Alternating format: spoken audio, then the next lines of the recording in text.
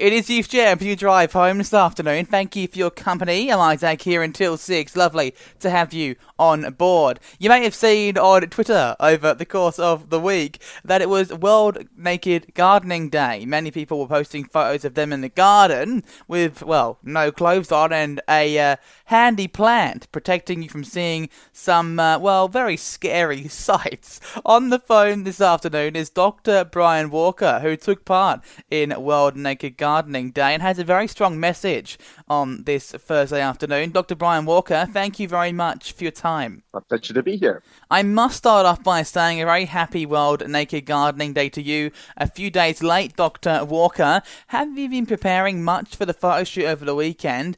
You may have done some working out by the looks of it.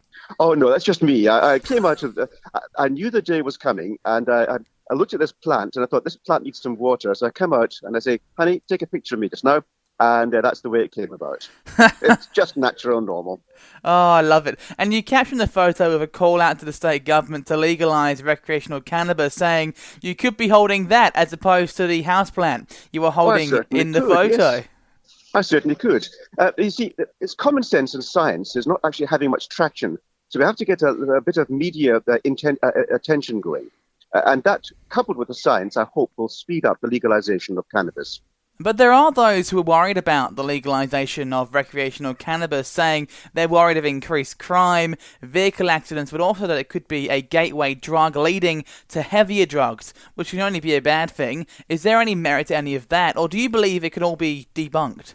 Well, all of what you just said is completely wrong. In fact, the opposite happens. We're dealing with 85 years of propaganda. People believe propaganda if it's spread often enough and long enough.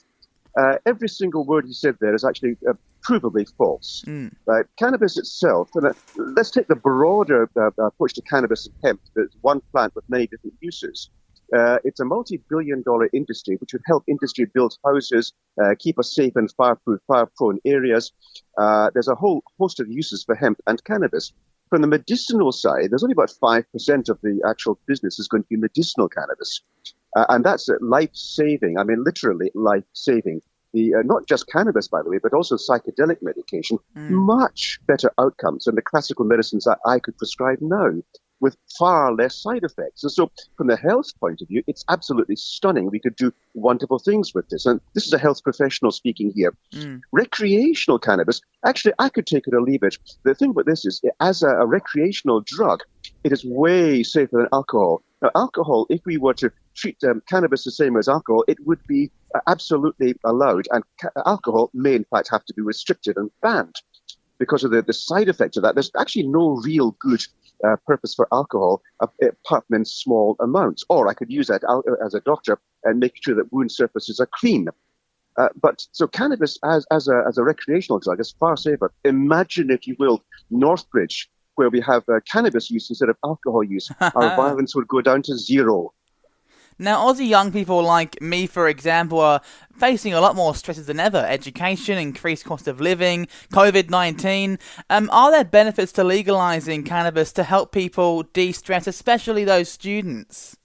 Very much so. Now, cannabis has been used recreationally for medicinal purposes, managing stress. Your domestic violence person, sufferer, would use that rather than alcohol. Far safer, far better. Stress before exams, by all means. There is, however, a question here. Does cannabis affect the growing brains? And the answer is yes, it does. We need to be careful with cannabis. It's not something you give to a 6-year-old child. You should not do that. So what we're looking for is giving a safe approach to using a recreational facility which, used for young people, could cause damage, just like alcohol, just like all other drugs as well. So we have to be careful with that. So how do you see an education program working in that regard then? Obviously, right now in schools, you've got those programs around alcohol and not abusing that. How would you see that working for cannabis, for example? Well, I'm far more radical than that. I think looking at alcohol alone is just not good enough. We have a huge problem in society, and that problem starts with communication or lack of communication. So I would suggest that we learn how to communicate with other people and also with ourselves. Our mental health depends upon it. And if we focus on that, then I think we're going to have a lot of benefits to our society. The mental health issues we're increasingly facing, are things which we absolutely have to address. not just alcohol, cannabis, all drugs, and also all behaviors, the bullying we're seeing, but also the manipulation. How do you actually assess what's real and what's not real? So communicating with others, communicate with yourselves, and having a mind which can inquire and ask questions independently. Dr. Brian Walker, thank you very much for your time. It's a pleasure indeed. Stay safe.